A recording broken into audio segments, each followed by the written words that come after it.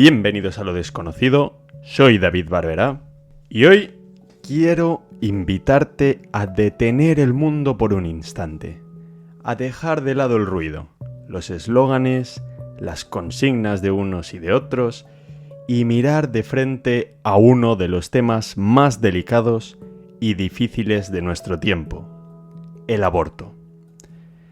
Por supuesto que este episodio no es para convenceros de nada. Es, como siempre, para que pensemos juntos, para adentrarnos en la oscuridad, adentrarnos en lo desconocido, ni a convencerte de nada, ni a imponer una opinión, ni a haceros cambiar de opinión, por supuesto, ni a lanzar dogmas, para nada. Lo que quiero, como siempre, es que pensemos juntos, que tengamos este rato de pausa y de reflexión, pero esta vez sobre este caso concreto y polémico como es el aborto. ¿Por qué el aborto? Porque hace poco subí un vídeo a YouTube, que por cierto os invito a todos a seguirme, @DavidBarberá, en el que hablaba de Lennon, esa personita con tan solo 10 semanas de vida, que su madre compartió una imagen que me enviaron y que por eso consideré adecuado hacer un vídeo, porque la madre precisamente quería transmitir con esa imagen la humanidad y el amor que puede haber en una personita de tan solo 10 semanas. Y a raíz de ese vídeo me llegó también la noticia de que en Reino Unido han hecho o tienen intención de hacer completamente libre el aborto. Y me sorprendió tanto que me puse a leer un poco y me di cuenta de que podía hacer un programa y tratar varias cosas. De lo primero que me di cuenta es de que, según la OMS, se realizan más de 73 millones de abortos en el mundo. Más de 200.000 al día. Y por concretar un poco, sé que este podcast lo escucháis desde distintas partes del mundo, lo cual es algo que no puedo ni siquiera expresar con palabras, pero por acotar un poco y llevarlo a mi país, en España, se registraron en 2023 103.097 interrupciones voluntarias del embarazo. Es decir, más de 282 al día. Estas cifras, como en otros episodios en los que hemos dado distintas cifras sobre diferentes cuestiones, siempre enmascara un poco la realidad. Hay que recordar que detrás de cada cifra hay un rostro, hay una familia, mínimo una mujer.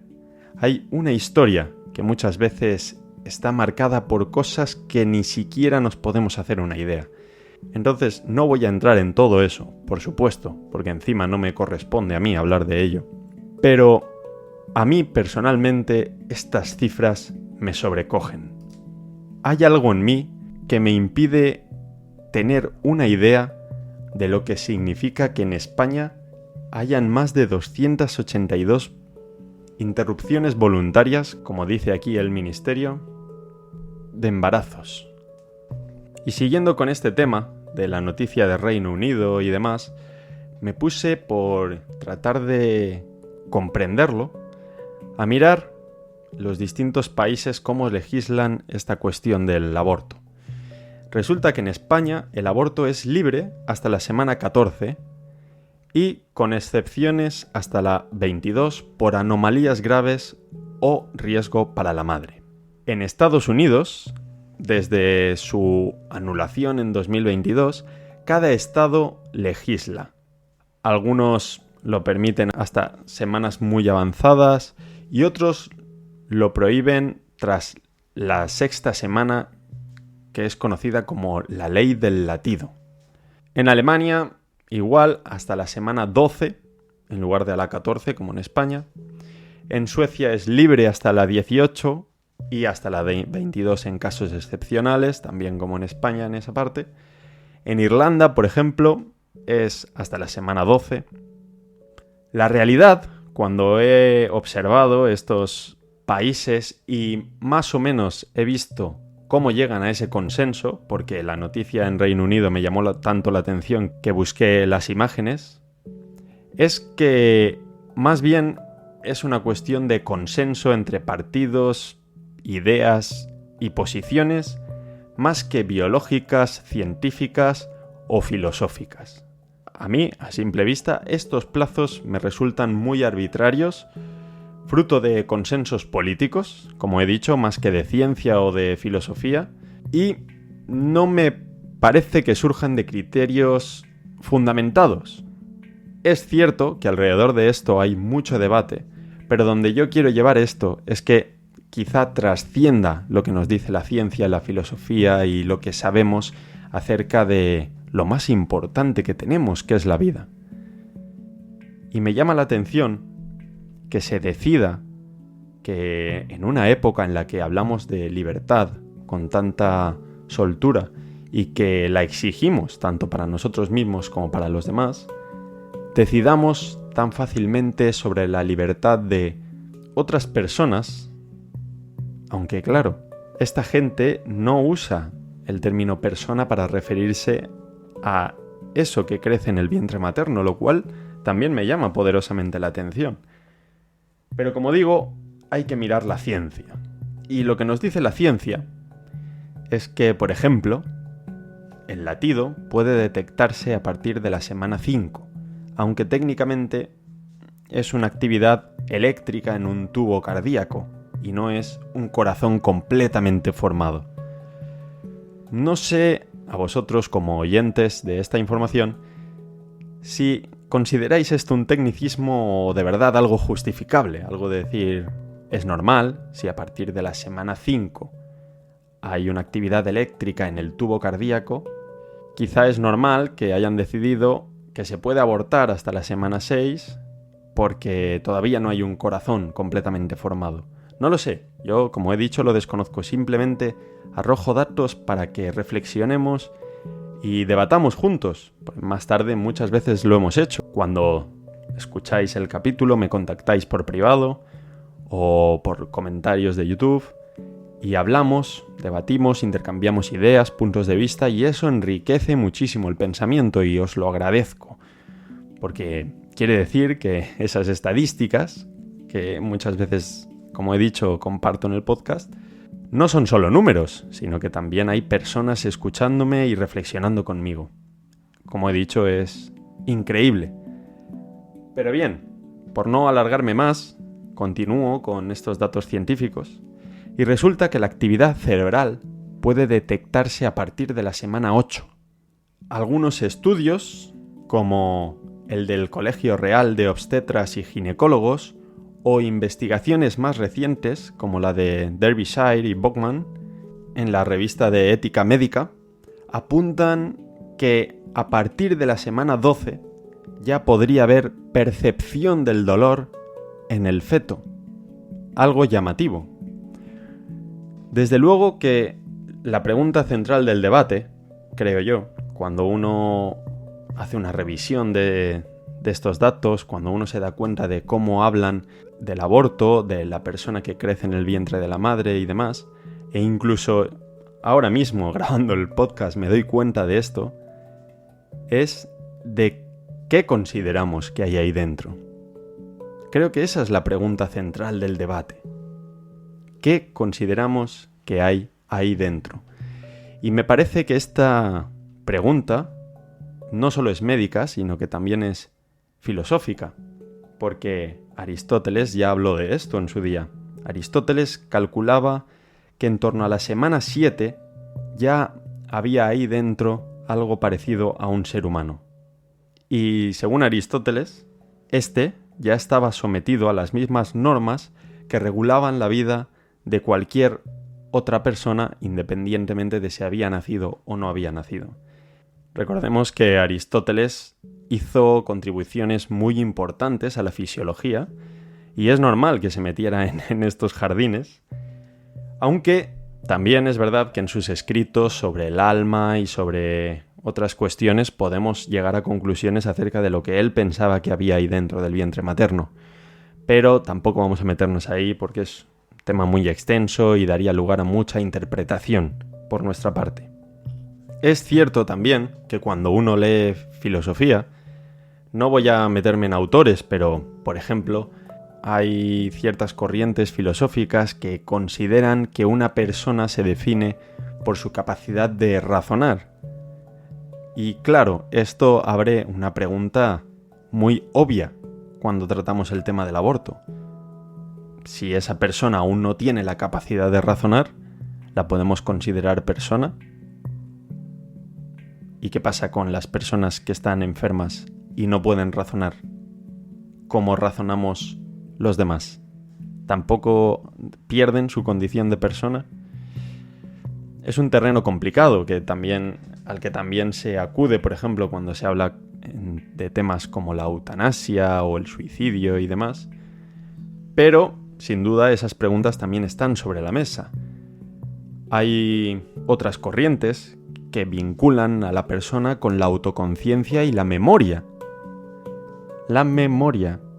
Si aplicamos esta definición estricta, ningún recién nacido sería persona hasta desarrollar conciencia de sí mismo.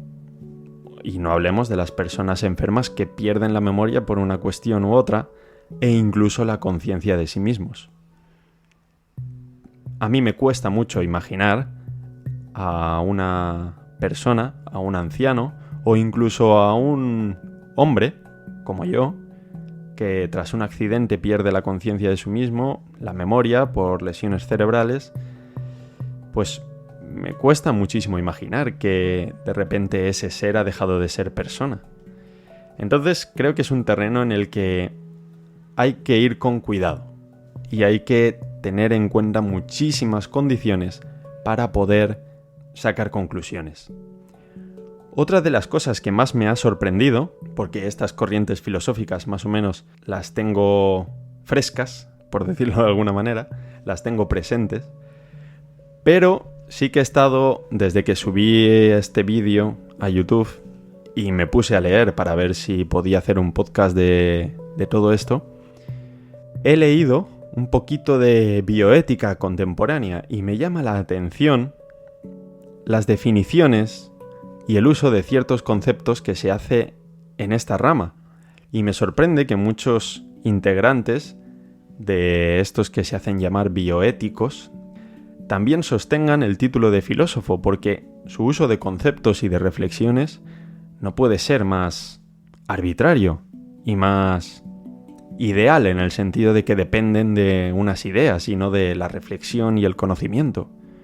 Porque sin ser crítico y señalar a alguien concreto, Peter Singer, sin ir más lejos, sostiene que el estatus moral depende de la capacidad de sentir dolor y de ser autoconsciente.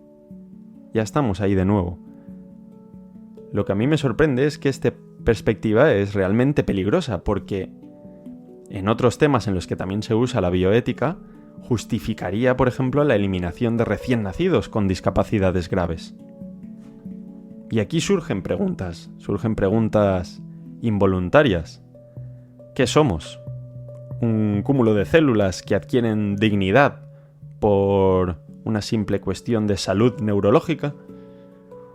¿O portamos desde el inicio una dignidad intrínseca que no depende de nuestras capacidades? Porque nuestras capacidades necesitan de una medición, de una regla, de una medida para ser útiles, para poderse interpretar. Y por lo tanto, ¿quién marca esa interpretación? ¿Quién juzga las capacidades de otra persona? ¿Cómo decidimos qué capacidades valen y cuáles no valen? ¿Cómo decidimos cuándo es suficiente de cierta capacidad? Pero repito, ¿cómo medimos esa capacidad para saber cuándo es suficiente? ¿Qué nomenclatura utilizamos? Me parece un terreno muy peligroso el hecho de creerse con la superioridad, ya no moral, ni ética, sino, no sabría decirlo, divina casi. Una superioridad biológica, una superioridad de máquina perfecta, una persona perfecta capaz de juzgar a los demás, capaz de juzgar las capacidades de los demás para saber si son personas o no son personas. Me llama poderosamente la atención. Sinceramente, yo considero que la dignidad es inherente al ser humano y que el ser humano, por el simple hecho de ser, ya es. Así que desde mi perspectiva, desde mi punto de vista, lo que vale, lo que aquí va a misa, es que en 2021 la revista Nature ya publicó un estudio demostrando que en el momento de la fecundación ya se crea un ADN único e irrepetible, distinto al de la madre y al del padre, único, que dirige su propio desarrollo desde la primera división celular. La neurobióloga Maureen Kondik, en The Beginning of Life, explica, y cito textualmente, que el embrión humano, desde la concepción, se comporta como una entidad biológica distinta, con un patrón de desarrollo activo, autónomo y orientado a su propia maduración. ¿Qué significa esta frase de Maureen? Pues lo que significa esta frase es que más allá de todas esas leyes que hemos visto, de todos esos datos científicos que suceden en el embrión, la biología no nos ofrece un momento mágico en el que el ser pase de no ser a ser, sino que este, como la propia realidad, es un proceso continuo. Porque como dijo Hegel ya en el siglo XIX, y a mí me encanta decirlo porque es una de esas frases que te solucionan la vida en cuestiones del pensamiento. Hegel dijo: el destino de todo lo inmediato es ser abolido, definiendo así la realidad como un devenir, como flujo. La realidad se reinventa a cada instante, y como no podía ser de otra manera, la biología también. No hay un momento en el que digas, ahora no es, ahora es. O sea, ¿por qué la semana 5 y no la 6? ¿O la 7? ¿O por qué no 5 minutos antes o 5 después? ¿Por qué no ayer? Claro, si ayer cumplió las 6 semanas, mañana ya no se puede. Entonces, la diferencia puede llegar a ser de 10 minutos, reduciéndolo a lo absurdo. Pero me resulta muy arbitrario el sostener que, por ejemplo, 5 minutos antes de dar a luz hay una cosa distinta a 5 minutos después. Desde luego que no creo que haya nadie que lo considere así. Y como decía, al pensar que 5 minutos antes hay una cosa distinta a 5 minutos después, también nos puede incurrir a la justificación del infanticidio, ¿no? Porque un ser que nace no tiene las mismas facultades de un niño o un adolescente, evidentemente. Y no hay una mutación de la especie en el momento de la concepción, ni hay una mutación de la especie durante los 9 meses, ni hay una mutación de la especie durante los años que podamos gozar de la vida, por decirlo de alguna manera. Y lamentablemente, quizá lamentablemente, pero lamentablemente en este aspecto, los niños no crecen en los árboles, sino en el útero materno. Y el hecho de interrumpir el embarazo parece una forma elegante de decir homicidio en el seno materno.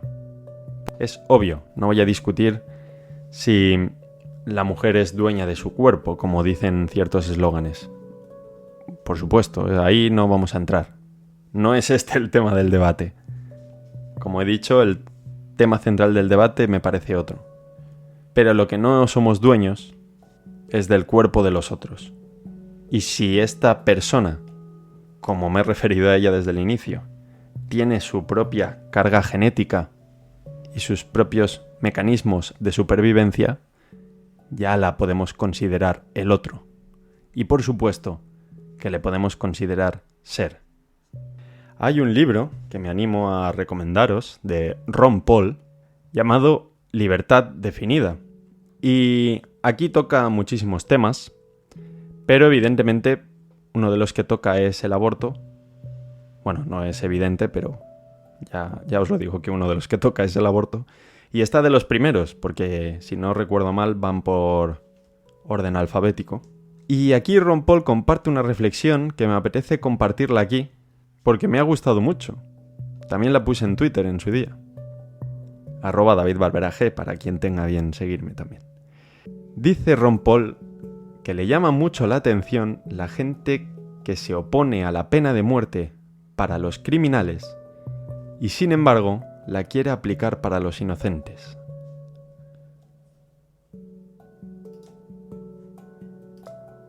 Una frase terriblemente poderosa por lo que supone y por los datos que hemos visto al inicio. Desde luego que si uno lo ve con cierta perspectiva es una auténtica masacre la que se hace diariamente en el mundo y parece que a nadie le importa. Parece que es legal. Bueno, no parece, es que es legal. Es que es legal. Está claro que detrás de cada uno de estos gestos, como he dicho, hay una historia que no conocemos. Y por eso que hay una historia que no conocemos, quería tratar este tema, porque en lo que hemos hablado hasta ahora, yo la verdad es que a falta de que me digáis lo contrario, veo muy claras las conclusiones.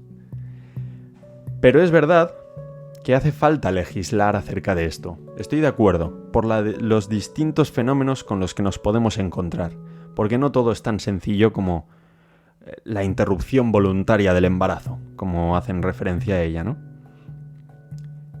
Pero, de lo que me he dado cuenta, viendo cómo legislan los distintos países y lo que opinan y el debate que generan cada vez que lo hacen, es que es mucho más sencillo legislar sobre esto y tomar decisiones acerca de esto y tener a la gente polarizada sobre si una semana antes, una semana después, sobre si sí, sobre si no, que poner soluciones reales.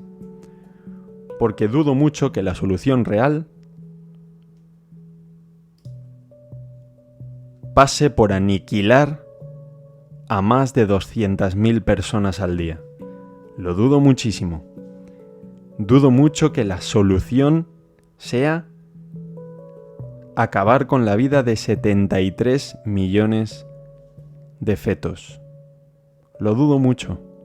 Lo dudo mucho. Y recordemos que la ética, no confundir con la moral, si hablamos de la moral aquí tendríamos que hacer 47 episodios para hablar la moral de cierta gente que toma decisiones sobre esto, pero recordemos que la ética es la solución que se le ha ocurrido a nuestra inteligencia para ciertos problemitas. Entonces me cuesta mucho pensar, me cuesta mucho creer que la mejor solución que se nos ha ocurrido para este tema es acabar con la vida de 73 millones de personas creciendo en vientres maternos. Porque se habla de esto con muchísima frialdad, pero luego hay consecuencias para la mujer. Ya no solo psicológicas, sino también físicas. Como he dicho, no iba a entrar ahí porque no me corresponde a mí decirlo y desde luego que hay tantos factores y tantas variables que no acabaríamos. Pero me parece muchísimo más sencillo, como decía, legislar sobre esto que aplicar soluciones reales.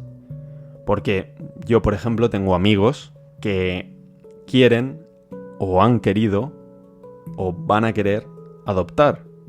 Y, por ejemplo, ese sistema es un auténtico desastre. ¿No sería mejor ofrecer una alternativa, una solución a esos bebés para los que no encuentran un futuro y que lamentablemente pues la solución que encuentran es la de abortar, encontrarles una salida por esa vía? O cualquier otro tipo de ayudas para las mujeres embarazadas, para que puedan luego criar a los hijos, para darles un futuro, para asegurarles un porvenir, para asegurarles la comodidad y la salud durante el embarazo y la posterioridad. Porque cuando uno habla de esto, enseguida se nos viene a la mente lo caro que iba a ser todo eso. El dinero que iba a costar el hecho de mantener a tanta gente, a tantas mujeres, a darles soluciones a tantas nuevas vidas que nacen. Pero ¿y la del dineral que nos estamos gastando en auténticas estupideces? ¿Y estos 73 millones de abortos son gratis? Entonces, yo creo que el problema real, cuando hablamos del tema del aborto no está en estas cuestiones que cuando se revisan, como las hemos revisado en este capítulo, parecen muy simples, tan simples como el hecho de concluir que no hay cosa distinta entre nosotros y esa cosa que está creciendo en el vientre materno. Porque no sé si a alguien se lo ha olvidado. Es normal no guardar recuerdos de esa fase, pero todos hemos estado ahí dentro. Todos.